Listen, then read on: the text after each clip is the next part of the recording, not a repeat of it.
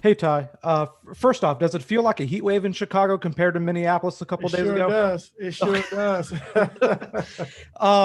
About the game, Chicago's top three in pace this season, and I was wondering, with a team like that does want to kind of get out and make easier baskets happen in transition, what are some of the ways you can kind of jam them to get them out of that habit? Take care of the basketball. Don't turn the basketball over, and run good offense. When you're running your offense, you're playing the right way, and we can get a steady flow of getting back and have our transition defense set. But when you're taking, wild shots or turning the basketball over, they can thrive and get out in transition and get easy baskets. Thank you. We will go next to Ohm. Hey Ty, real quick, I just want to say, is everybody available tonight? That's besides Paul. Yes, sir.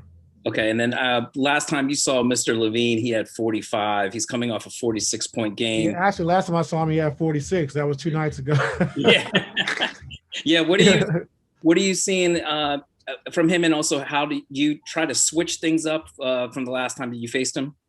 I know last time we faced him, we try to blitz him, we try to switch, we try to do a lot of different things, and he just shoots the ball so easy. And the biggest thing for him, he shoots it off the dribble, so well. So it's kind of tough. So we just got to continue to keep mixing it up. He had 10 threes against us. I think 2 nights ago he had 9 threes. So he's shooting the ball, very well and very easy. So we just got to make sure we give him different looks, but we got to know where he's at all times.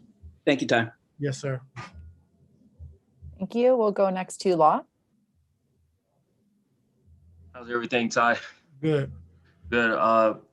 This is Pat's hometown and his second game back after the 2-week layoff. What are you expecting to see from him as far as building off of his return from Wednesday night? Who knows? Being back home in his hometown, I know he's going to be talking. He's excited. He's excited to come here. So anytime you get a chance to play at home, whether it's, with fans or not, they're going to be tuned in on the TV. So he's very excited to be back home, and just happy for him. He's back out here ready to play. Thank you. We'll go over to Cam next. Hey, good afternoon, Coach. Speaking about Zach Lavine, do you have a special plan to kind of get the ball out of his hands, maybe, kind of force some of the other guys to do their thing? Kind of what's your strategy going up against Lavine, knowing that he's putting up points and when he gets in the rhythm, it's kind of hard to get him stopping? Yeah, it's definitely our strategy early. We want to show him something different and blitz him early, throughout the first time out, and just kind of see, how he handles that. But he did a great job, in that first game of hitting Wendell Carter down the middle, and they kind of picked us apart when we did try to blitz him because, Wendell Carter's a great short roller. So with him being out, we're just going to give him a different look of, trying to blitz him early just to keep him off guard, and just got to mix it up throughout the game. But like I said, last game was just too easy for him. Thanks, Coach. Next up, Farbad.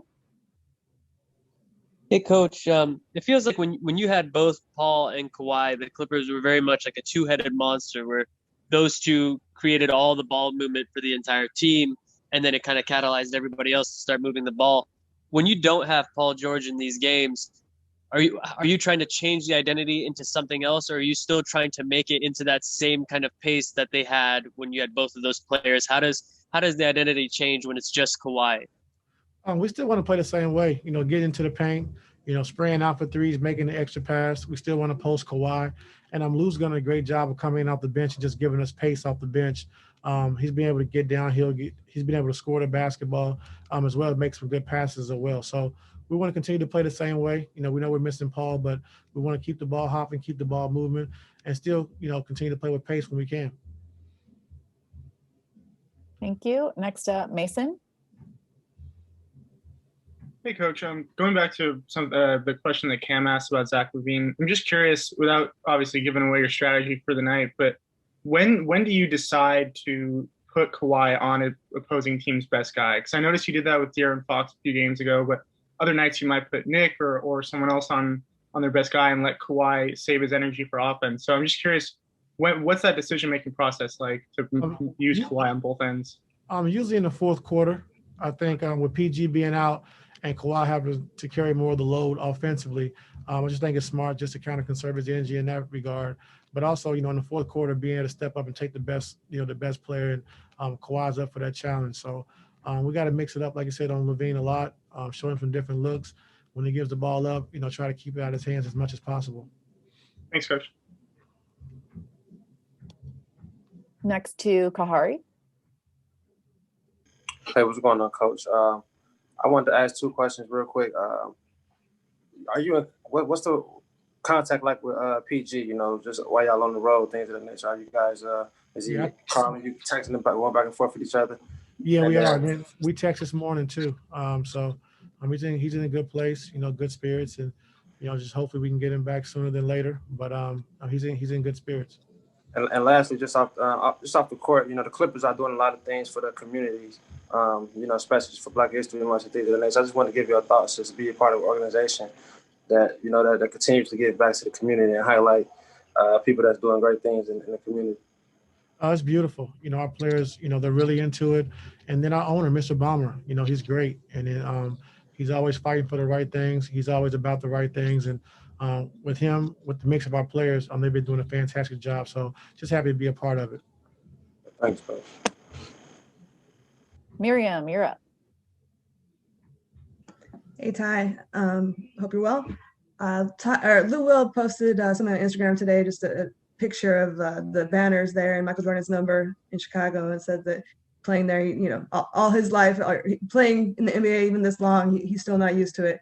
Is United Center like one of those spots that's special to players, do you think? Oh, for sure. I thought he was taking a picture of me earlier, but I think it was. I guess he was taking a picture in the rafters, but no, it is a special place. Michael Jordan, we all grew up watching, idolizing.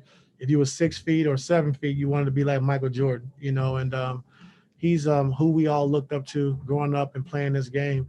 And when you can come into this arena and just kind of see the history, the banners hanging up, Michael Jordan, 6 championships.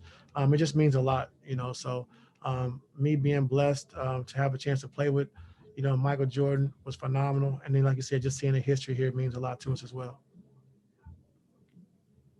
Thank you. We have one last question, Leonardo. Coach, good afternoon. It's Leonardo Torres from Peru. With 26 games played, what are the conclusions you have at this point of the season? You are better than last season, or you don't think so? We just got to keep working to be great. I think when the playoffs start, we have a lot of room to improve. We keep working those improvements every day. I can't really gauge if we're better than we are last year, but our goal is to be better once the playoffs start, for sure. And we're doing the right things, working towards the right things, and we're going to continue to do it each day and each game.